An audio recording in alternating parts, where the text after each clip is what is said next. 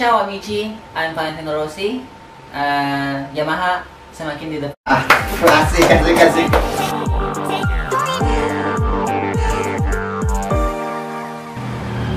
Yo guys, welcome back to my YouTube channel. Sebelum Anda menonton konten ini, jangan lupa klik tombol subscribe yang ada di bagian kiri video.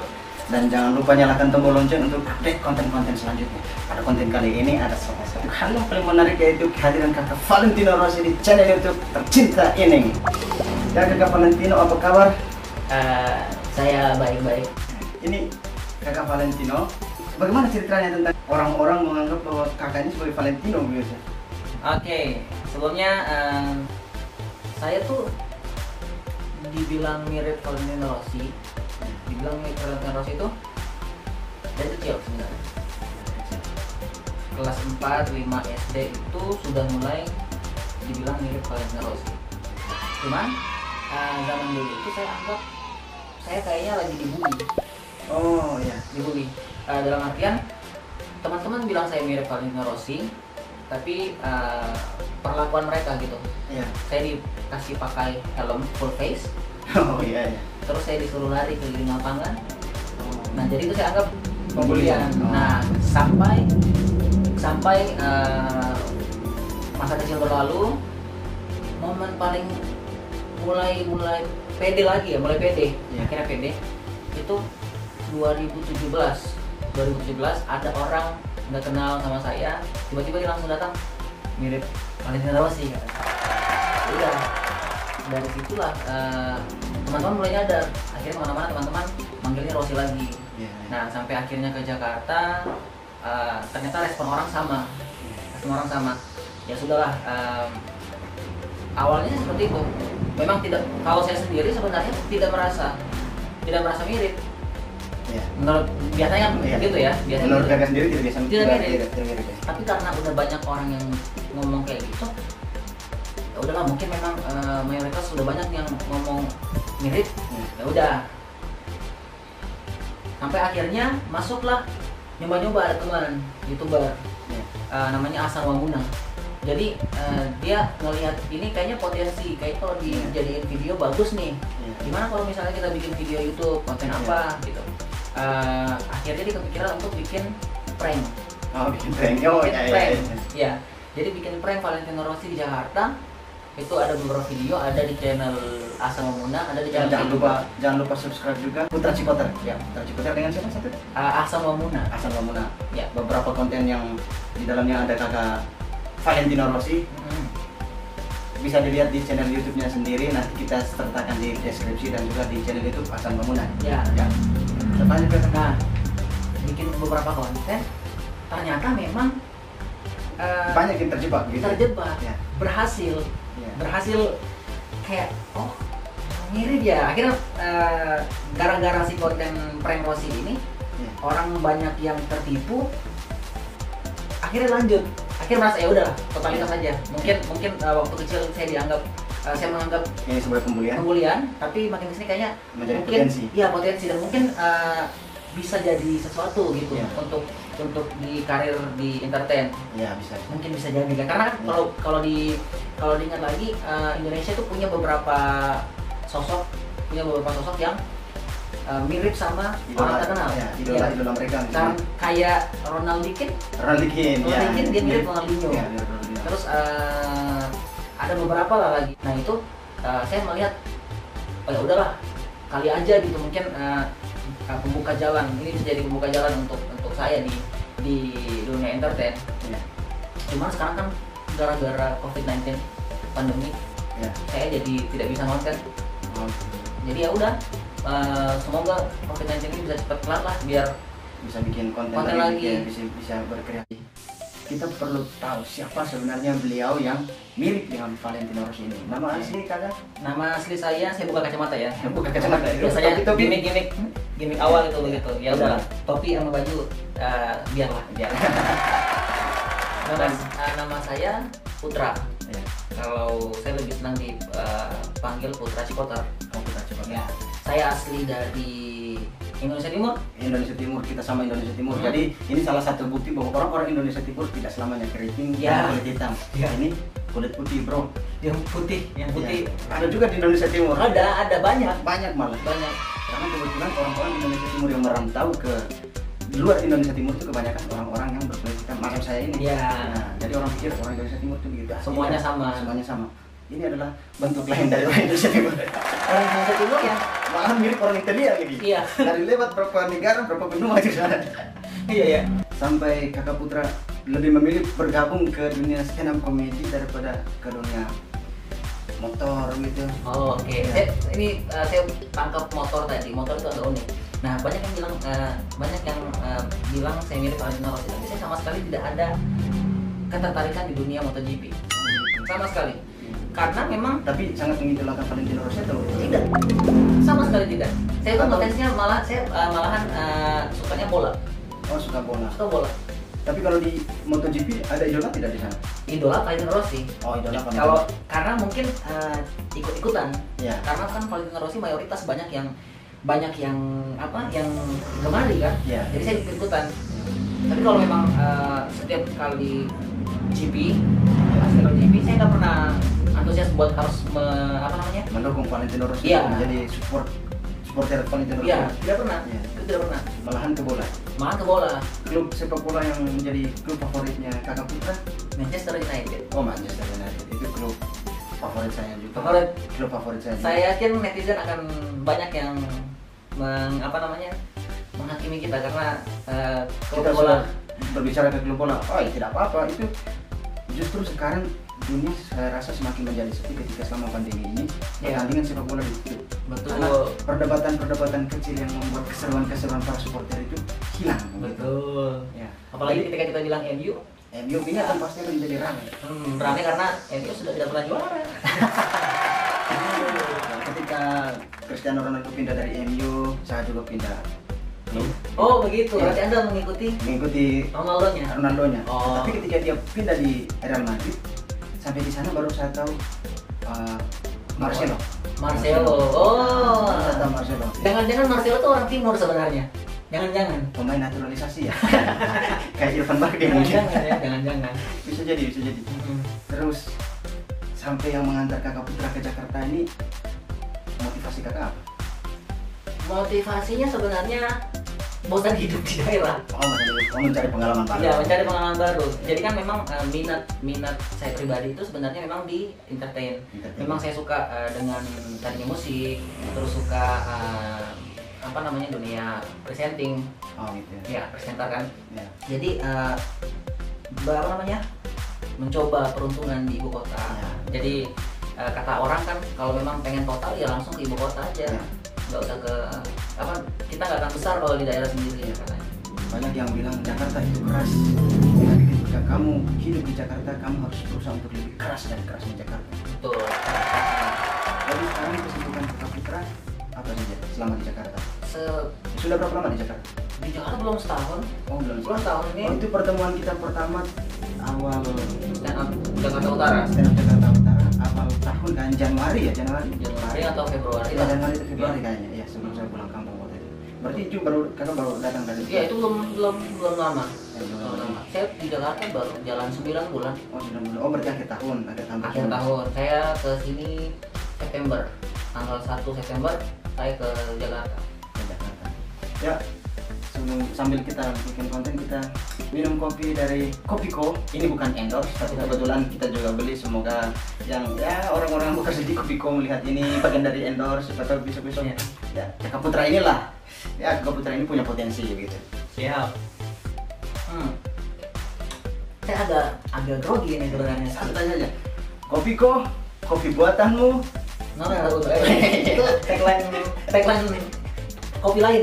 Oh kopi lain ya. Kopi lain itu. Tapi ketika ada Kakak Putra di sini saya Jadi khas Itali ya. Iya. Bagus. Coba Kakak Putra, saya minta Kakak Putra kopi buatanmu. Kopi buatanmu nomor 1. Asik. Kakak Putra yang mau orang suka ya karena dari Swiss sudah sangat tertarik Valentino Rossi. Oke.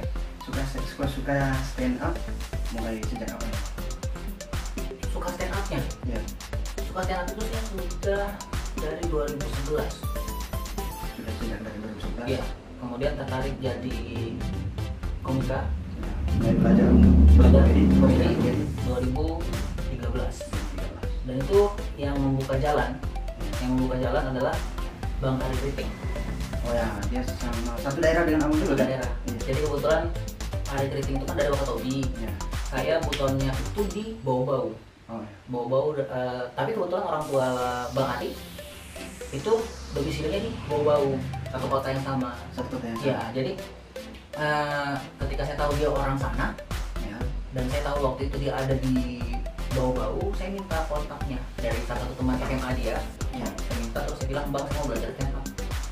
Terus di ajak lah dalam satu pertemuan, dia pengen workshop soal stand up.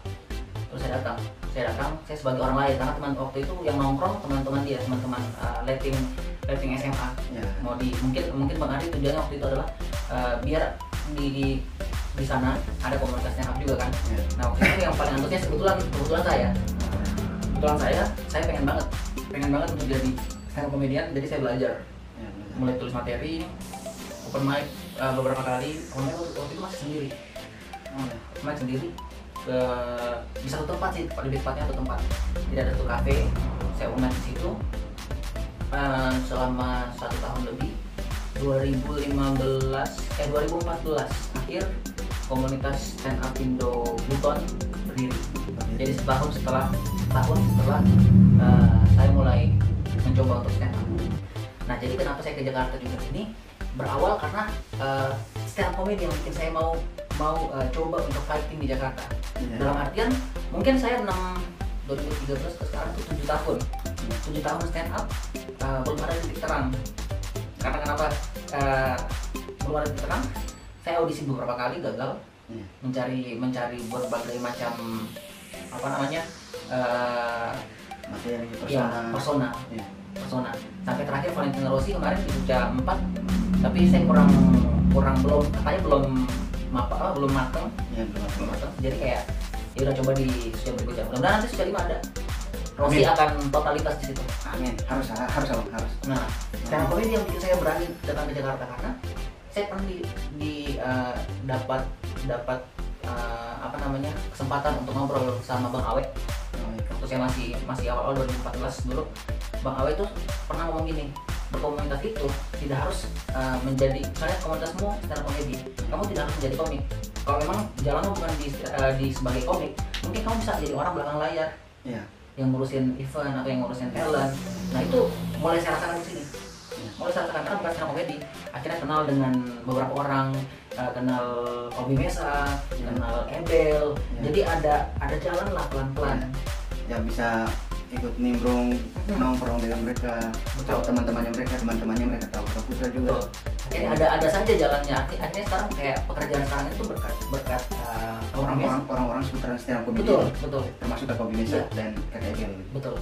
Jadi kayak stand up comedy ini membuka jalan lah. Tidak harus menjadi komik. Saya tadinya tuh saya berpikir sempit. Maksudnya hanya di stand up comedy-nya saja. Saya pengen jadi komik, apapun yang terjadi saya harus jadi komik. Tapi lama-kelamaan nanti kesini 7 tahun ya sudah terlalu antara sadar diri atau udah patah semangat ya. Patah semangat kayaknya komik bukan jalan hidupku deh. Kayaknya. Cuman saya tidak mau tinggalkan dunia stand up comedy karena saya menemukan kenyamanan di sini. Dalam artian ya sudah, saya banyak teman-teman karena Bang Awi pernah bilang gini, kalau memang kamu tidak bisa jadi komik, kamu bisa jadi orang belakang layar. Terus karena poin penting di komunitas adalah kebersamaan. Jadi kalau misalnya saya orang dari Buton, terus tiba-tiba ke daerah lain, misalnya ke Surabaya, yang pertama saya cari adalah komunitas stand up Indo Surabaya. Otomatis teman-teman stand up Indo Surabaya ketika saya tahu saya dari komunitas stand up Indo juga, tapi saya akan dijamu, diterima dengan baik pasti. Nah, itu dia tujuan komunitas utama sebenarnya. Urusan kita sukses dengan jalan komik atau bukan itu belakangan. Yang penting ketika kita sudah di komunitas itu, kita sudah punya saudara baru. Yang paling penting, makanya sampai sekarang saya pegang itu. Kita berbicara tentang stand up comedy dan komunitas ini secara gambaran umum. Kita merasakan hikmah dari berkomunitas itu seperti apa. Artinya bahwa bagaimana kita bisa memberikan motivasi untuk teman-teman bahwa berkomunitas itu sangat penting. Selain dari kita mengasah potensi yang ada di dalam diri kita, selain dari kita belajar, kita juga membangun persaudaraan, belajar membangun persaudaraan. karena di dalam komunitas itu saya tahu bahwa kita datang dari latar suku dan budaya yang berbeda, agama yang berbeda, tetapi kita bisa membawa. Ya. Itu yang paling penting. Lalu kita kembali lagi ke Kakak Putra sebagai cosplay Valentino Rossi ini. Apakah selama ini sudah pernah ada tawaran pekerjaan Yang berhubungan sama Rossinya ya? yang berhubungan sama Rossinya? Orang-orang lihat bahwa potensi wajah mirip dia atau cosplay Valentino Rossi ini, pernah tidak ada tawaran pekerjaan?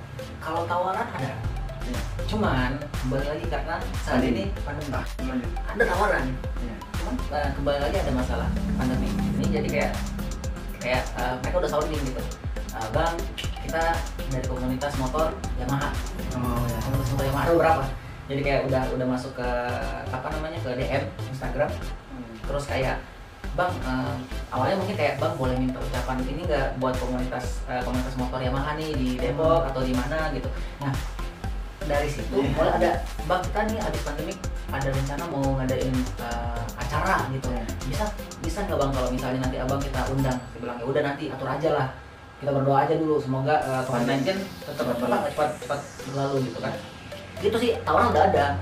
Dan saya sih sebenarnya tidak terlalu ngejar juga, karena apa ya, karena berangkat dari saya yang pengen mau awalnya pengen tuh terkenal dengan bukan dibilang mirip Valentino Rossi. Oh ya. Saya ingin punya karakter sendiri. Cuman kayaknya kalau memang sudah mirip terus orang merasa mengamini, Ya. kenapa tidak gitu? Ya. Siapa tahu ini jalannya gitu. Ya. Nah, apalagi ini saya sharing sama Rahman. Oh ya, Rahman sama Amri. Ya. Jadi kayak Rahman sempat bilang, katanya ya udah kembangin aja dulu si cosplay Valentino Rossi ini. Ya. Lama-kelamaan ketika sudah dikenal orang, baru perkenalkan dirimu sebagai orang lain. Maksudnya bahwa ternyata saya itu bukan cuma mirip. Jadi maksudnya bukan mengandalkan itu, bukan ingin terkenal dengan mengandalkan mirip Valentino Rossi, tapi ada hal lain. Jadi makanya saya disuruh kayak nulis lagi yang lebih rapi, terus untuk stand up comedy. Jadi orang tahu karena komedian yang mirip Valentino Rossi, kan lebih asik lah gitu lah, lebih asik.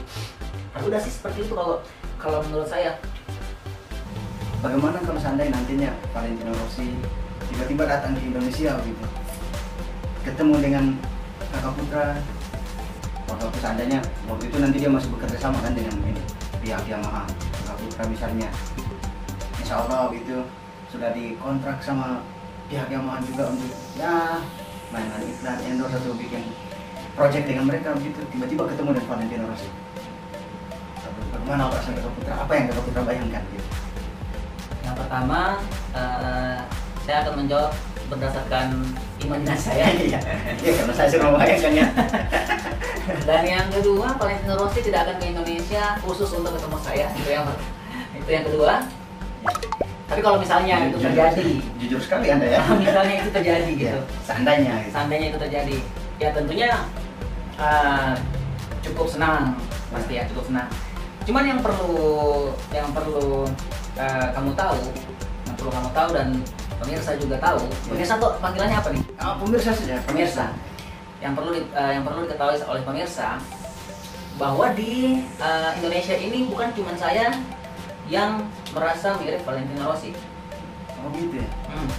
Itu ada sejauh ini sudah ada 3 di Indonesia yang mirip, yang mengaku atau merasa mirip Valentino Rossi. Dan ketiga-tiganya mungkin sudah pernah go public. Jadi yang pertama itu viral di media sosial, terus diundang sama Om Deddy Corbuzier di Hitam Putih. Nah itu 2019 kalau saya tidak salah. Terus yang kedua itu pernah langsung kayaknya dikontrak dari pihak Yamaha langsung. Dari pihak Yamaha dikontrak itu untuk promo keluaran motor baru Yamaha, saya lupa motor apa. Jadi di PRJ. Nah ini ada cerita lucunya di sini nih. Ada cerita lucunya. Saya pernah ketemu orang, saya tidak pernah saya tidak sepakaian seperti ini. Ya. Terus ketemu dia tidak menggunakan atribut Yamaha gitu ya. Kemana-mana kan memang saya pakai topi kan, ya. Tapi bukan topi yang ini, topi yang lain. Ya. Tiba-tiba ditegur sama orang yang saya nggak kenal gitu. Bang, kemarin saya lihat abang di PRJ. Terus dia bilang, kayaknya kamu salah orang. Kayaknya kamu salah orang deh. Terus akhirnya kayak saya mulai berpikir kayaknya muka Valentino Rossi ini pasaran. Karena sudah Iya. karena sejauh ini sudah ada 3 orang, walaupun mungkin berbeda-beda. Jadi kebetulan untuk yang menyentuh media sosial lewat akun YouTube itu baru saya. Jadi kayak yang satu viral di media sosial diviralkan oleh orang lain, terus yang satu juga entah bagaimana caranya dia bisa berkomunikasi sama orang yang mahal. Kemudian yang ketiga saya dengan sengaja, dengan sadar mempromosikan diri sendiri ke media sosial gitu. Itu karena ada yang mengakui bahwa kakak Putra mirip dengan Valentino Rossi. Iya, dan kakak Putra sadar sendiri karena ketika kakak Putra bertemu dengan orang baru, mereka mengatakan hal yang sama. Iya, itu banyak sekali. Jadi kayak pernah kejadian waktu itu saya nemenin Raim syuting di Bandung. Ada film saya nemenin, saya lagi duduk dong di luar ngerokok gitu kan. Tiba-tiba ada satu kayak senyum, kayak datang depan saya kayak, saya kira tadi Valentino Rossi. Itu kayak kita bisa nggak basa-basinya ganti dulu yang lain gitu, minta korek atau apa gitu. Ini nggak ada, tiba-tiba lo ngomong gitu, saya langsung kayak salah tingkah juga kayak. Dia harusnya ada intro lain ada gitu. Intro, benar. Ya. Tapi waktu itu nggak ada intro, jadi kayak langsung ke inti. Langsung saya bingung mau ketawa, mau kenapa, mau marah kan nggak mungkin gitu kan. Ya udah, maksudnya sampai ke tahap itu gitu loh. Jadi orang-orang tuh yang tidak kenal betul langsung bilang mirip Valentino Rossi. Ya udahlah. Nah, terus tadi masih lanjutan kalau misalnya ke ada tawaran dari Yamaha-nya. Ya jujur saya memang menunggu momen itu. Iya, karena ya, saya sendiri melihat bahwa kakak Putra ini sangat punya potensi, dan saya yakin kakak Putra sudah punya banyak link, sudah berteman dengan banyak senior di stand up comedy dan komunitas-komunitas di Jakarta, itu sudah sangat keren sekali. Iya, dan saya sudah bisa membayangkan bahwa suatu saat kakak Putra kan pasti akan top dan bakal menjadi trending di Indonesia. Amin ya Allah, amin. Aduh. Semoga ketika kakak Putra sudah berada di atas, harus sadar bahwa kita naik sama Siap. Doakan saja. Intinya ketika salah satu kebanggaan saya, suatu saat kakak Putra sudah sukses, wah ini konten YouTube ini akan menjadi cerita. Saya pernah bikin konten yang kakak Putra. Kebanggaan sekali itu. Karena ini bisa dibilang pertama kalinya saya menceritakan tentang cosplay Valentino Rossi. Tentang kenapa baru pertama kali di channel Ito Aman. Keren ya. Kan udah ada beberapa yang undang, cuman waktunya mungkin belum pas. Nah kebetulan hari ini waktunya pas banget. Tidak direncanakan dong. Iya. Yang spontan. Ya, justru yang direncanakan yang kemarin yang undang untuk collab di channel YouTube. Belum biasa. Sampai di sini saya ketemu dengan kakak. Kita spontan bikin konten asik. Nggak ada. Jadi beruntung. Entah saya yang beruntung. Karena saya juga sebenarnya pengen ada wadah buat cerita ke orang-orang. Maksudnya kenapa sih? Apakah saya yang kegeeran atau gimana kan? Orang banyak yang bilang saya kegeeran gitu. Jadi menurut kakak Putra, ketika orang menganggap atau melihat kakak Putra mirip dengan Valentino Rossi atau sebagai cosplay dari Valentino Rossi, itu sebagai keresahan atau kebanggaan menurut kakak Putra sendiri? Kalau saya ya. Awalnya resah. Oh ya, karena dulu sempat yang trauma bullying itu kan. Ya. Makin kesini dengan kayak sudahlah, kayaknya orang sudah terlalu banyak yang ngomong kayak gitu, ya udahlah ikutin. Nah dapat masukan juga dari teman-teman kayak masuk Bobby Mesak juga kan. Dia ngasih saran kayak itu harusnya berdamai sama kondisi itu gitu loh. Berdamai sama kondisi itu harusnya itu yang dieksplor. Nah makanya mulai dari beberapa orang teman-teman yang kasih masukan seperti itu, mulai berpikir ya udahlah pokoknya gas nih sampai sampai pertelevisian Indonesia menyadari adanya saya. Harus dong. Kalau seandainya mereka tidak melihat kita perlulah sesekali untuk korek mereka. Oh ya, ada saya di sini ya. Biar mereka notice. Ya. Perlu di take atau di mention gitu. Betul. Iya sih. Terus kemarin sempat saya merasa kayaknya saya nggak mirip deh gitu, karena kemarin kan bulan berapa tuh yang Rossi datang ke Indonesia, yang belum lama ini bulan Maret kalau nggak salah, bulan Maret ke Indonesia.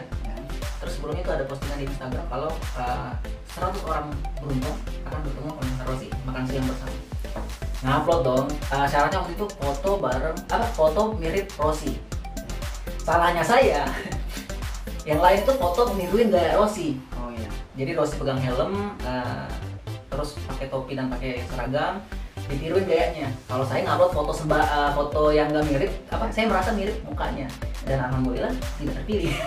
Tidak terpilih karena memang tujuan maksudnya adalah foto mirip gaya Rossi. Foto mirip gaya Rossi. Bukan muka mirip Rossi. Nah, jadi sial saya di situ sial. Iya. Tapi mungkin saya yakin itu belum kesempatannya kakak. Belum kesempatan. Saya percaya semua akan indah pada waktunya. Iya. Kalau belum indah berarti belum waktunya. Betul. Pasti. Ini saya suka indah. Ya oke. Jadi selama berteman dengan Rahim Laude, dengan teman-teman di stand up comedy atau yang di Jakarta juga, Jakarta Comedy Misal, kayak Ebert Cobra dan lain-lain. Yes. Kita sebut orang pun namanya. Nggak apa-apa. Tidak apa. Nah, artinya kakak juga sudah punya peluang dari sana. Atau bagaimana? Iya. Ada melihat peluang tidak di sana? Ya itu tadi sebenarnya berkat mereka, maksudnya karena mungkin saya tidak mau tinggalkan dunia stand up comedy. Ya walaupun saya tidak jadi komedian, jadi komik akhirnya saya bisa dapat link dengan keahlian saya yang lain, mungkin bisa terbuka jalannya melalui mereka. Nah, kata yang saya bilang, kata Bang Awe tadi, yang pentingnya berkomentar itu karena link. Kita perbanyak link dulu. Nah, dari itu jalan-jalan maksudnya jalan-jalan menuju apa ya saya bilang, jalan-jalan ke tempat menuju lain, ya, ke betul. daerah lain, membangun relasi. Yes. Itu yang paling saya pegang sekarang sih. Maksudnya Ke alhamdulillah Surabaya, ke Jogja, Ya, benar. ada komunitas yang komedi di sana. betul. Nah, makanya kalau kayak dari ini tempat kerja sekarang tuh berkat salah satu teman yang kalau saya sebut namanya dari tadi, kalau ini namanya mungkin Oh, itu yang stand up comedian dari Indonesia Nah, juga. dia. Ada keriting. Gitu ya. Saya bukan. Kakak Obines tidak begitu. Dia tidak begitu. Ada saya di sini dong. Hei, Dramatis dia. Dengan kamera. Ternyata dia belakang kamera. Kali ini kita pakai kameramen seorang senior. Sebuah kebanggaan, Pak. Kakak Putra menceritakan bagaimana dia dianggap sebagai Valentino Rossi. Itu masuk di channel YouTube saya dan diceritakan pertama di channel YouTube saya, dan pertama kali terjadi di channel YouTube saya konten dengan Kakak Putra, kameramennya seorang Lebih terkenal dari kita stand up komedian. dan lebih terkenal dari kita. Jangan kan lebih terkenal, kita ini tidak ada artinya Oh, iya. apa ini dengan kalau dibandingkan dengan mereka. Ya. Jadi respect untuk Kakak Obi. Respect. Tapi bagaimanapun kalau seandainya suatu saat saya yakin tentang karir itu, ini berbicara tentang waktu ya, berbicara tentang waktu cepat atau lambat, semua juga tergantung dari perjuangannya kita. Betul. Saya percaya pada prinsip saya, terus melaju pada proses walaupun perlahan, karena belum tentu yang cepat mencapai tujuan mereka membawa banyak pengalaman. Kita yang dari belakang dengan santai, pelan, tapi pasti kita akan mempunyai cerita yang berbeda dan karena saya yakin setiap orang mempunyai langkahnya masing-masing. Oke guys, sampai di sini dulu konten kita pada kesempatan ini. Terima kasih untuk Kakak Valentino Rossi. Sama-sama. Sampai jumpa di konten-konten selanjutnya. Jangan lupa klik tombol subscribe dan nyalakan lonceng. Juga jangan lupa klik tombol subscribe di kunjungi channel YouTube Kakak Putra Cipoter. Nanti linknya kita akan sertakan di kolom deskripsi, dan juga kita akan bikin konten-konten baru. Kalau seandainya ada hal-hal lain yang perlu kita bahas dengan Kakak Putra atau kakak-kakak yang lain. Bagus. Oke. See you guys.